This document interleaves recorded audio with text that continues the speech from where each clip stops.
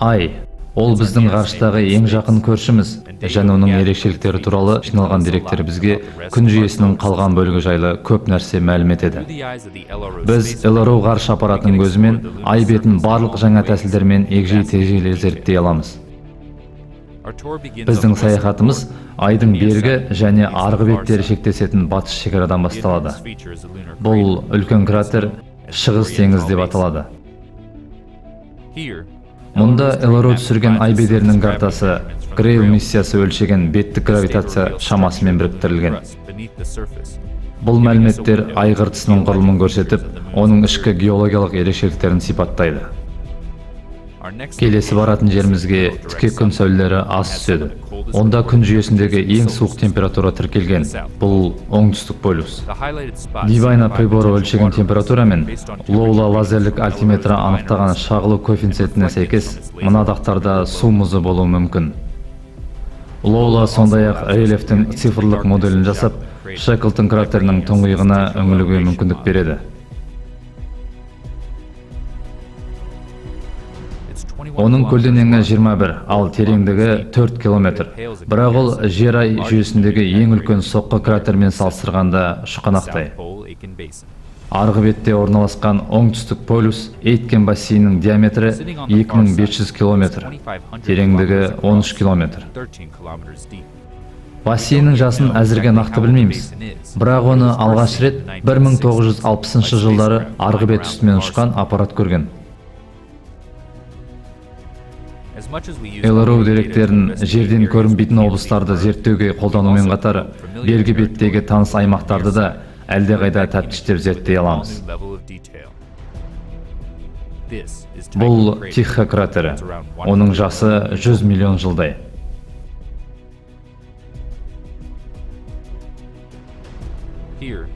LRO камерасы орталық шыңның төбесіндегі 100 метрлік жарды түсіріп алды. Оның пайда болу себебі әлі жұмбақ.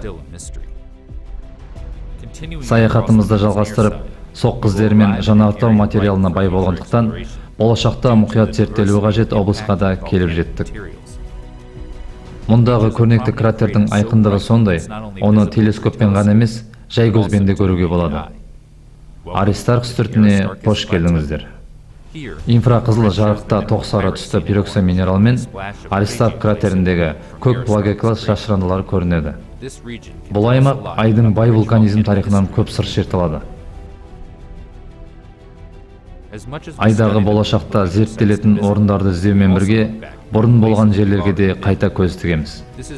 Себебі LRO жинаған жаңа деректер таныс жерлердің геологиясын қайта зерделеуге көмектесіп, ғалымдарға айдың көне тарихындағы оқиғалар сабақтастығын жақсырақ түсінуге жол ашады. Енді Гранд каньонында терең Таурус Литроу аңғарындағы Аполло 17 қонған алаңға түсейік. Ғарышкерлер 3 күнде жүріп өткен жол көрсетілген.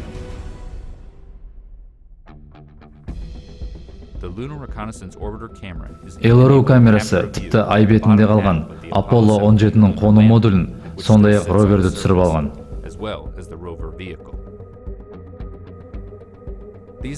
Бұл суреттер адамзаттың ай бетін зерттеу әрекетінен естелік. Одан әрі шықсақ, сапарымыздың соңғы нүктесіне де келіп жетеміз. Мұндағы кейбір аймақтар үнемі көлеңкеде болса, кей жерлер әрқашан дерлік жарық. Бұл солтүстік полюс. Лоуланың аумақты мұқият өлшеулері ғалымдарға ондаған, жүздеген жылдар бойғы полюстердегі жарық пен көлеңкені модульдеуге мүмкіндік берді. Сәулеленген шыңдар мен кратер жиектері болашақ ай экспедициялар үшін күн энергиясын өндіруге ең қолайлы орындар болуы мүмкін. Ай ландшафтының осы жаңартылған визуализациясы ай орбитасындағы LRO аппаратының жоғары мүмкіншіліктерінің дәлелі.